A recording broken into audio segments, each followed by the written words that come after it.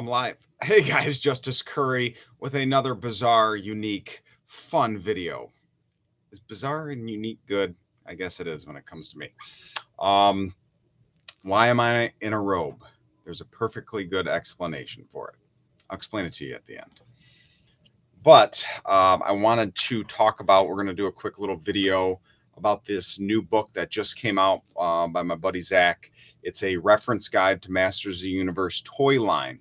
Now, as you can see, it is thick, and I'm going to dive in and show you some of the pages and what it's all about in a moment. There's typically a progression with collectors.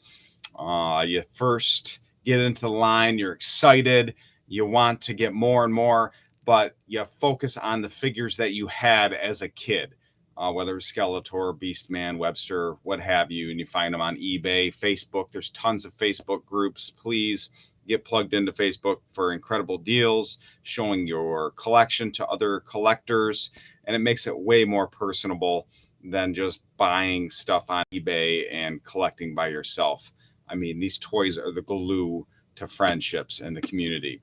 Well, after you get those, you might venture into trying to get a complete collection. So you start going, what is there out there? There's figures that I never even heard of before, especially later on in the line, the Twistoids, the Rotars, stuff that wasn't huge production numbers as compared to the earlier stuff. So you might have missed them as a kid. So you start collecting those. Then another kind of tail end for collectors, I notice, because I went through this same kind of arc myself, is variants. I didn't get too heavy into the variant collecting. I stuck with primarily noticeable paint differences. Now, when figures are produced in other countries, the paint, the miscommunication, there could be some color differences. There's some noticeable ones like Faker, Bandito Faker, or Leo Faker, made in India, has kind of like, almost looks like Zorro. I got him back there. And that commands huge money for the collecting market because they didn't make a lot of them in India. Well, trying to find all that information online can be very difficult. Now, you're old school like me, because most He-Man collectors, especially the vintage line, you got to be in your late 30s to your 50s, because that's when the cartoon, you were a child when it came out and you have a sentimental attachment. Now, are there some 20-year-olds and 60-year-olds? I'm sure there are, but not as prevalent as us middle-aged people. Well, to find resource guides that have that type of information is very difficult online. I mean, yeah, you can find and piecemeal it by some websites here and there, but an all-encompassing guide did not exist until now. I'm going to put a link down in my description to lulu.com, and you can purchase this book there if you dig it, and I wouldn't endorse it if I didn't dig it.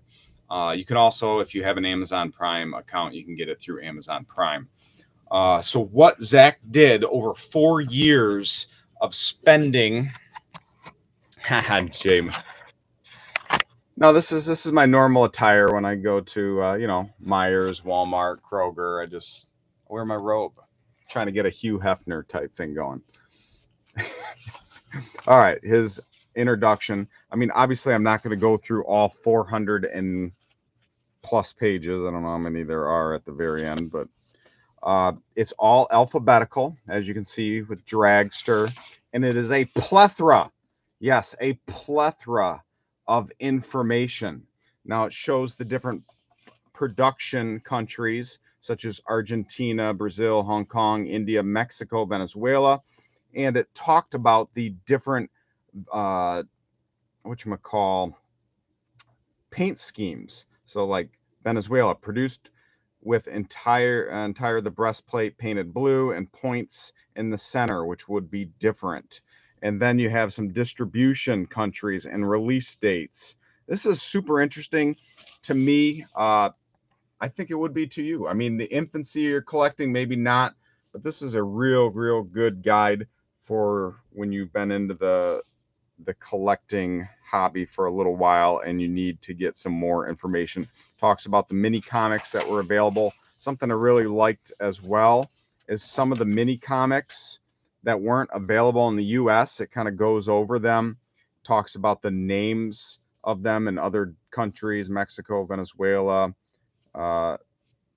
US, Canada, what have you. But there was some artwork of mini comics that weren't featured, or that I at least don't recognize. Let's see, like these. Estrella in Brazil. I mean, that's definitely not a mini comic that we had. So that artwork I have never seen before until this book came out. So that's super cool. One of my very favorite things is at the end, because I've never seen a resource of this anyway, is the original patents for each of the figures and their vehicles. Now, such as the Dragon Walker, and it talks about the moving parts, and they're all broken down by numbers. Super fascinating. It talks the movable toy consisting of base and motorized vehicle, and goes into a detailed description, so someone couldn't screw up the copy. Or even cuts it into further detail of the mechanics and the gears and how it was put together. That is so freaking fascinating to me, because He-Man had some different parts and spring action, and some gimmicks that really resonated with fans. Fright Zone, I mean, like the tree that snapped together. But all this information is sweet. The land shark, and you're probably old school like me. I mean, you grew up pre-internet. Ugh. So pre-internet, you go to the library. We're book people. I'm a paper guy. I'm a huge GI Joe collector. So one of the very first things I did, yeah, there's references for GI Joe online, but I wanted to have this wherever I went, and this was my checklist in the beginning. Picture of all the figures, the weapons, separated by year. Now we have one, and there's a couple books I've talked about. Val Staples and Pixel Dam's book that came out recently, and this goes into the next level, because the book that I talked about before, that I helped with, much of my collection was featured in that book. They didn't go into variants. Now each has their own pros and cons, but I'm digging some of this variant. Who helped out with this book? It was really neat as well. It's all my buddies. I get to see the special thanks, James Etok. If you don't know who James Etok is, then you're probably not on the Facebook groups, because he's he's always getting into stuff like that. My buddy Rob is doing a Kickstarter right now and in production of this faking filmation. There's James right there. And it's talking about a lost episode of Faker that was never featured, and the legal battles that James went through. So that's some things that are going on currently in this artwork. Zach was real nice and sent me one of these prints that James did, and in the book it's featured. It's almost like a watermark, I noticed.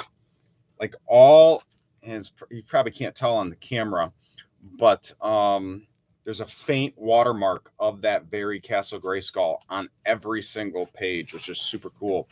The meteorbs. Here's Eternia itself, talking about the different boxes and the price points of how much it cost when it originally was available. So I suggest going out and get this book, guys. 30, 37, 39, I don't know, something around there. But must-have guide for you collectors out there. So yep, quick little video.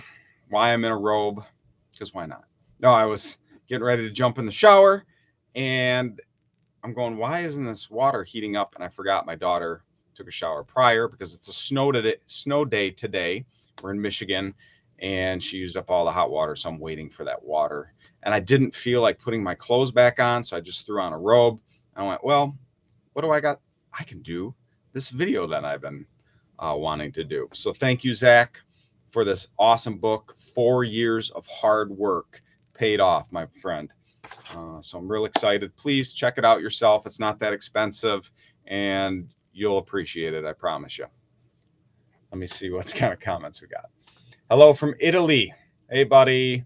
Did we just get out of the shower? Yeah, kind of. I got out of the shower, but I didn't really take a shower.